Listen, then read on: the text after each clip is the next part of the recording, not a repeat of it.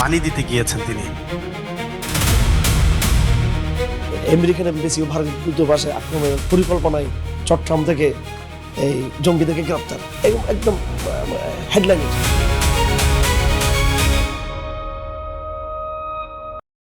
নিবন্ধন ফিরে পেয়েছে online news portal Bangla edition. অন্তর্বর্তী সরকারের সময়ে সাময়িকভাবে বাতিল হওয়া বাংলা এডিশনের নিবন্ধন পুনর্বহাল করেছে বর্তমান সরকার। ফলে আবারও আনুষ্ঠানিকভাবে সংবাদ কার্যক্রম পরিচালনার সুযোগ পেল অনলাইন নিউজ পোর্টালটি। রোববার তথ্য মন্ত্রণালয়ের এক প্রজ্ঞাপনে এই তথ্য জানানো হয়েছে।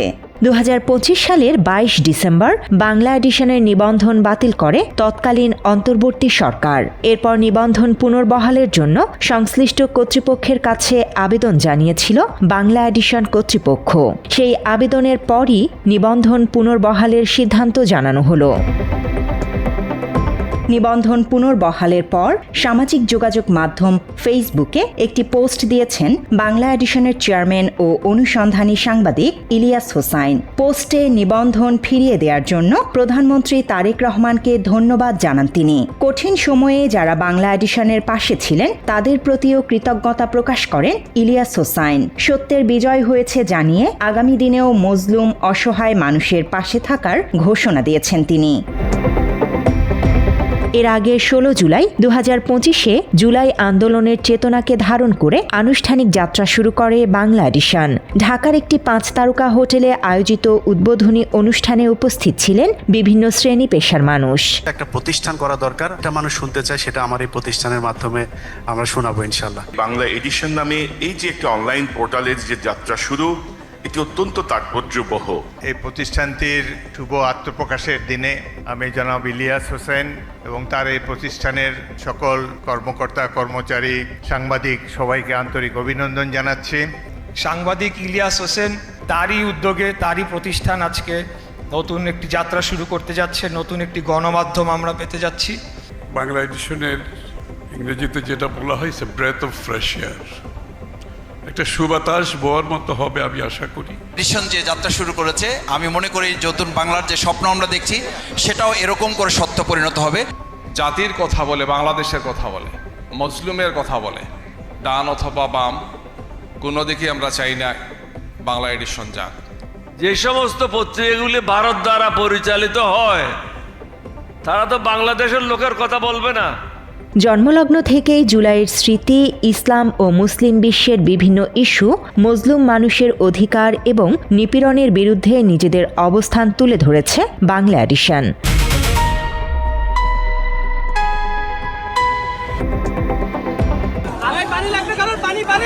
এছাড়া শেখ হাসিনার আমলে ভিন্ন মতাদর্শের নিরাপরাধ মানুষকে যেভাবে তুলে নিয়ে নির্যাতন করা হতো, র্যাব কর্মকর্তা আলেপুদ্দিনের পৈশাচিকতার মাধ্যমে তা প্রকাশ করে বাংলা এডিশন।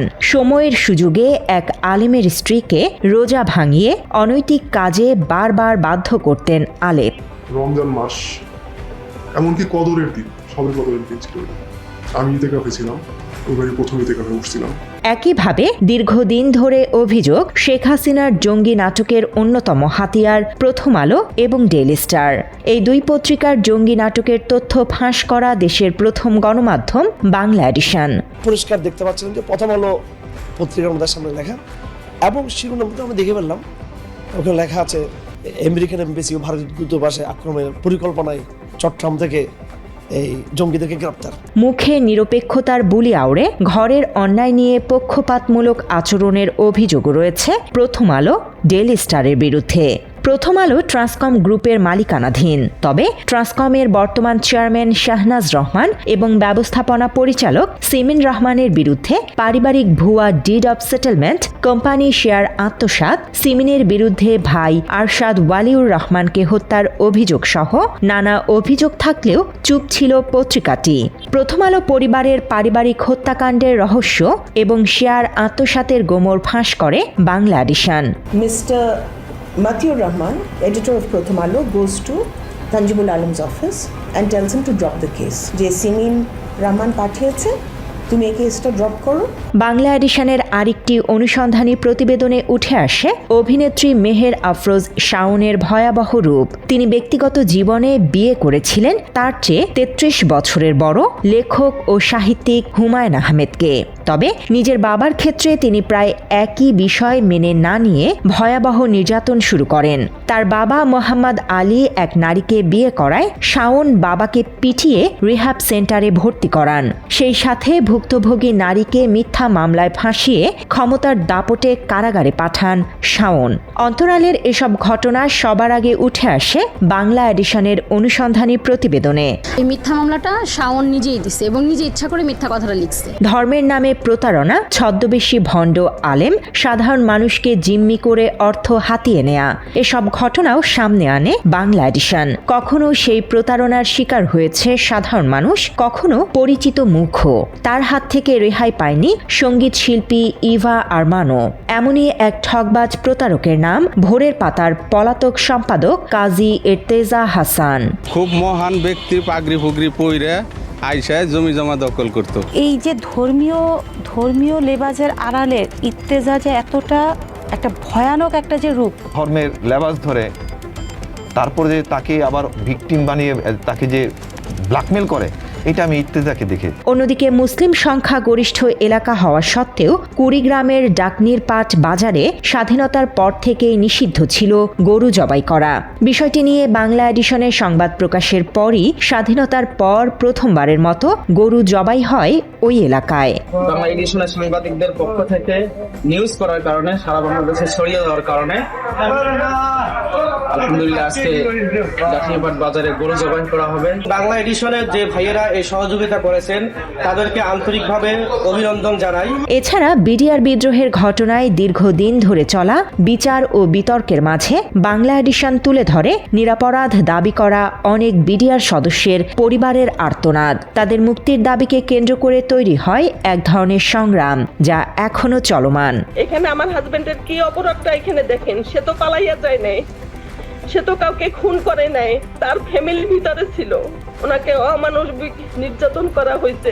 মুখোশধারী সৈনিক আব্বুকে ধরে গাড়িতে তুলে 4 নম্বর গেটে নিয়ে আসে, আব্বুকে মারধর করা হয় এবং হুমকি দেওয়া হয় যে এখানে তাকে গুলি করে হত্যা করা হবে। এসবের ধারাবাহিকতায় দেশ, ইতিহাস, ধর্মীয় উগ্রবাদীদের চক্রান্ত, নায়ক সালমান শাহ হত্যা মামলার রহস্য উন্মোচন, নিপীড়ন, গুম, দুর্নীতি, মিডিয়া সিন্ডিকেট থেকে রাষ্ট্রীয় প্রশ্ন, প্রতিটি বিষয়েই অসংখ্য আলোচিত অনুসন্ধান আর প্রতিবেদন প্রকাশ করেছে বাংলা এডিশন।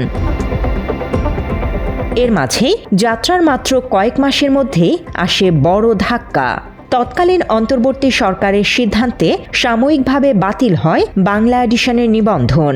তবে বর্তমান বিএনপি সরকারের সিদ্ধান্তে নিবন্ধন ফিরে পাওয়ায় আবারও সংবাদ মাধ্যম হিসেবে কার্যক্রম পরিচালনার সুযোগ পেল বাংলা এডিশন, যা দর্শক ও পাঠকদের মাঝেও তৈরি করেছে নতুন প্রত্যাশা। আমরা জানতে পেরেছি যে বাংলা এডিশন তাদের নিবন্ধন ফিরে পেয়েছে, এই জন্য আমরা খুবই অত্যন্ত খুশি হয়েছি এবং বাংলা এডিশনের জন্য আমরা শুভকামনা করছি এবং তাদের উত্তরোত্তর সফলতা কামনা করছি। বাংলা এডিশন নিবন্ধন পেয়েছে, যে কারণে আমরা আসলে আনন্দ প্রকাশ করতেছি।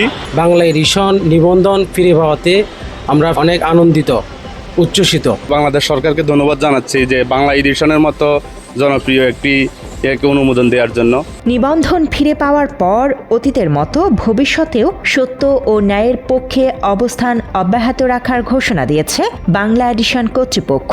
মজলুম মানুষের কথা বলা, আধিপত্যবাদের বিরুদ্ধে সোচ্চার থাকা এবং জনগণের কাছে সত্য তুলে ধরাই থাকবে মূল লক্ষ্য।